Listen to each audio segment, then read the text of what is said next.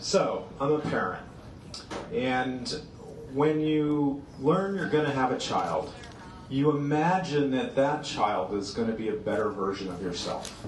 You hope you are creating a slightly, maybe nicer version of yourself, a taller version of yourself, maybe a prettier version of yourself, and certainly you think you're going to make a smarter version of yourself, which wouldn't be particularly hard to do in my instance, I thought.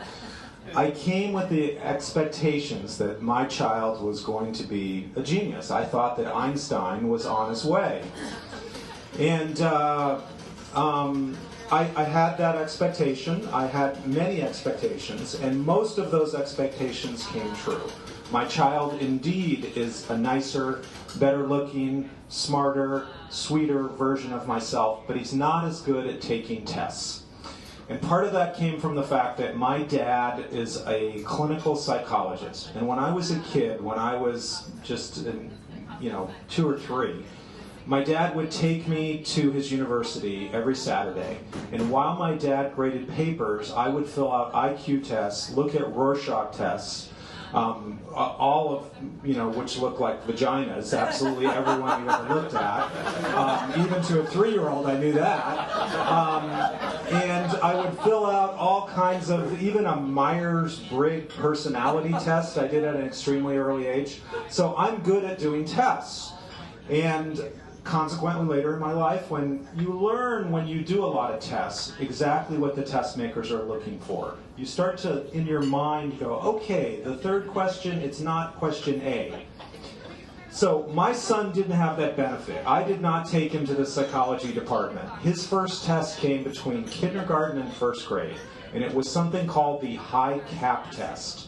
And it happened in our school district where they evaluated if you wanted to sign your kindergartner up, you could sign him up for the high cap test. And if he tested in the top 5% in our school district, he would get to go to an advanced honors kind of elementary school where you had smaller classes, you had more homework, you conceivably had smarter kids, and you had one teacher for about 15 kids as opposed to one teacher for 22 kids. So you of course want that because everyone in this nation thinks that the more homework you have, the smarter you'll end up.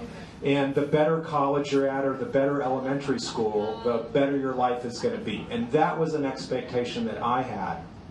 So I took him one summer day to this testing site. It was 5 hours of testing.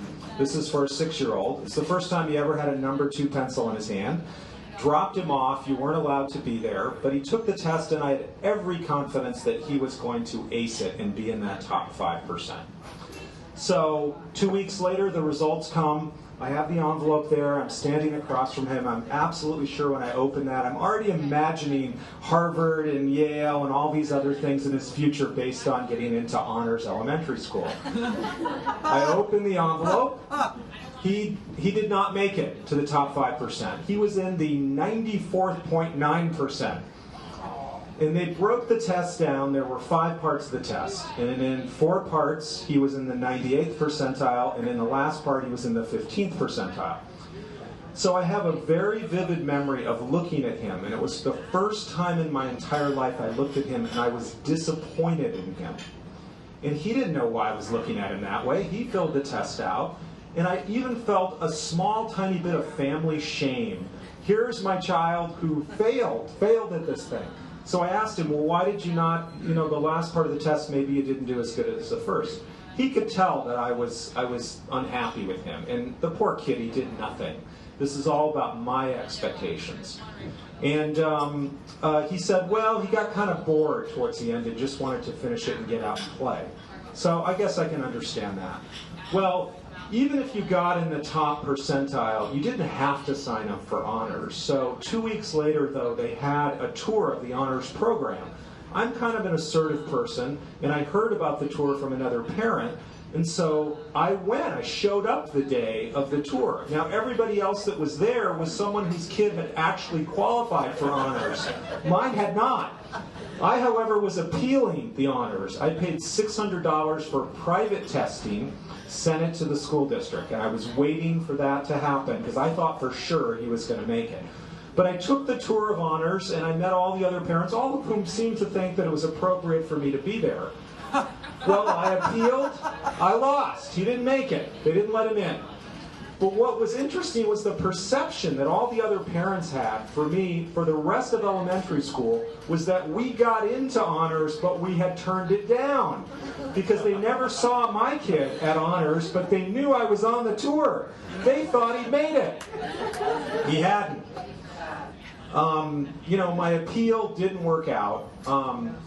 And ultimately, there were other kids that were at that honors tour who also chose not to be in honors, kids who legitimately got into the honors program. And talking to some of them who were in the 99.9% percentile, and hearing other parents say, you know what, honors isn't all it's held up to. Sometimes socialization in elementary school is important too. Sometimes fitting in, sometimes being a popular kid. And the idea that you are waddling on all this homework and piling it on. Everyone thinks the more homework you do, the better you are, the smarter you are, the better your life. And I've since met a couple of friends of mine that are teachers who say that in elementary school it makes no sense whatsoever to give kids any homework. They don't learn any of it. The only reason the teachers give any homework is to make the parents happy. The parents feel that if they have no homework, that the kids aren't getting the value for what they get out of school. So my child went to normal elementary school. He did very well. He was elected to the student body council. He was a conflict mitigator. He frankly never has gotten all A's even there, but he in many ways is an improved version of myself simply because he's much able to get along with people. People love him. They like him everywhere he goes. Kids like him. He's much more comfortable around people. He'd probably be better up here telling a story than I would. Ultimately, the test that my son took, I thought he failed, but he passed. And the larger question was the test that I was taking as a parent, and the results of that are still pending.